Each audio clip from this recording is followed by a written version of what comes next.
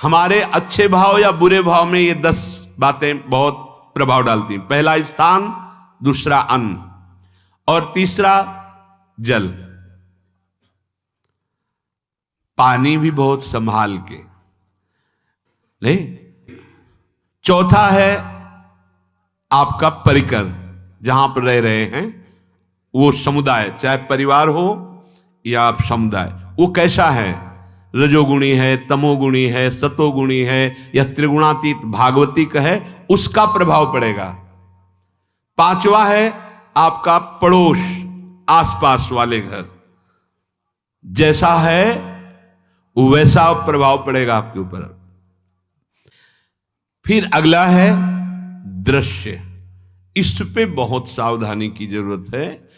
ये मोबाइल भगवान चल गए हैं, बहुत विस्तार से चल गए हैं। अब कोई छोटा मोबाइल रखना नहीं चाहता, सब वो स्क्रीन वाला रखना चाहते, टच मोबाइल। दृश्य से बचो। बच्चों, जवानों, बूढ़ों, सबकी वृत्ति जो माया आकर्षित करती, जो दृश्य हम देखने के लिए अंदर से उल्लसित है, वो मोबाइल में सब है, चाहे भागवतिक और चाहे सांसारिक।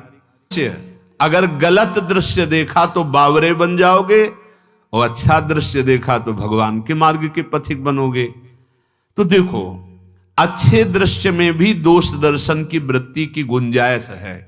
दृश्य और साहित्य, वैसे ही मनोवृत्तियां फिसलने वाली हैं, और जब ये आ गया कि फिसलाने में कितना लाभ है तो हानि, ऐसा कोई साहित्य और आलोचना, ऐसी कोई वार्ता ना करे जिससे हमारे अंदर गंदे भाव आवे। यदि अच्छी चर्चा करते तो अच्छे भाव आते हैं। देखो, अभी ऐसी कोई भावुक चर्चा होने लगे तो सबका हृदय द्रवित हो जाएगा, और गंदी चर्चा हो तो हमारा हृदय विकार युक्त हो जाएगा। और कार्य, आप जो कार्य करते हैं उसका प्रभाव आपके मन के ऊपर पड़ता है। और उपासना, आप उपासना भोगों की करते हैं या योग की करते हैं, ये 10 से भाव बनते हैं और 10 से भाव बिगड़ते हैं। स्थान, अन्न, जल, परिवार, अड़ोस पड़ोस, दृश्य, साहित्य, आलोचना, आजीविका का कार्य और उपासना। यदि ये भागवतिक हुए तो आपके अंदर भगवत भाव बढ़ेगा, और यदि ये रजोगुणी तमोगुणी हुए तो आपके अंदर आसुरी भाव बढ़ेगा। इन 10 से सावधानी पूर्वक व्यवहार होना चाहिए। जैसे आस पड़ोस में है तो बड़ी सुविधा है, यहां कोई किसी से मतलब नहीं रखता, बगल वाला कौन रह रहा, किसी से मतलब, ये बढ़िया है। ज्यादातर गांव में होता है। अपने यहां ये अच्छा है कि जैसे आप अपने कमरे में गए, किसी से कोई मतलब नहीं है, वैसे ऐसा ही जीवन रखना चाहिए। अड़ोस पर ये ज्यादा जो व्यवहार मित्रता बढ़ाने वाला विषय, ये धाम में नहीं है, वृंदावन में ऐसा नहीं व्यवहार रखना चाहिए। आपके पड़ोस में कौन रख रहा है आपका परिचय नहीं होना चाहिए, कौन कौन रह रहा है आपकी जानकारी नहीं होनी चाहिए। नजर नीची की, अपने कुटिया में गए, अपने ठाकुर जी से मतलब, अपने भजन से मतलब। ना पड़ोसी को कुछ देना चाहिए ना लेना चाहिए, बात समझ लेना। कि जैसे आज उत्सव है, उनको हम बुलाते हैं, वो हमारे यहाँ, ये व्यवहार यहाँ नहीं है।